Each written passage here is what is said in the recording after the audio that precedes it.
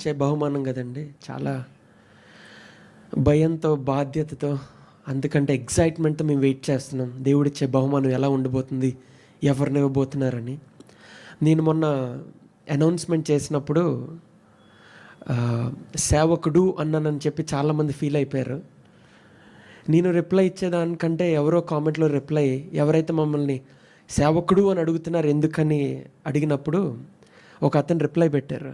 ఆయన ఏమంటున్నారంటే, వాళ్ళు పెళ్ళి జరుగుతున్నప్పుడు అక్కడ వచ్చిన దైవజనులందరూ వాళ్ళ ప్రవచనాత్మకంగా, ప్రార్థనాపూర్వకంగా దేవుడు ఆశీర్వాదం, ఇస్సాకు లాంటి కుమారుడిని ఇస్తాడు, ఇస్సాకు వంటి సేవకుడిని ఇస్తాడు అని అందరూ అన్ని ప్రవచనాలు చెప్పారు కదా దైవజనులు. అంత గొప్ప దైవజనులు దేవుని నోటి మాట వినకుండానే, దేవుని ఆత్మ లేకుండానే చెప్తారా? Simple question. వాళ్ళు చెప్పిన మాట, దేవుడిచ్చిన మాట విశ్వాసం బట్టి నేను అన్నాను, కానీ నాకు కొడుకే కావాలి అని నేను ఎప్పుడూ అడగలేదండి. I'm happy with anyone. దేవుడిచ్చే బహుమానం అది అమ్మాయి అయినా అబ్బాయి అయినా నాకు సేమ్. ఇంకా అమ్మాయి అయితే ఇంకా ఘనంగా సేవకురాలుగా వాడుకోవచ్చు. శ్రేష్ఠ అని చూస్తున్నారు. How bless she is. ఎంత ఘనంగా దేవుడు తన సేవలో వాడుకుంటున్నాడు.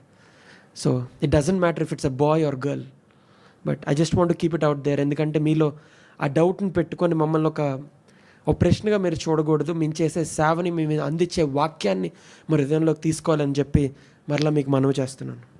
ఇంకా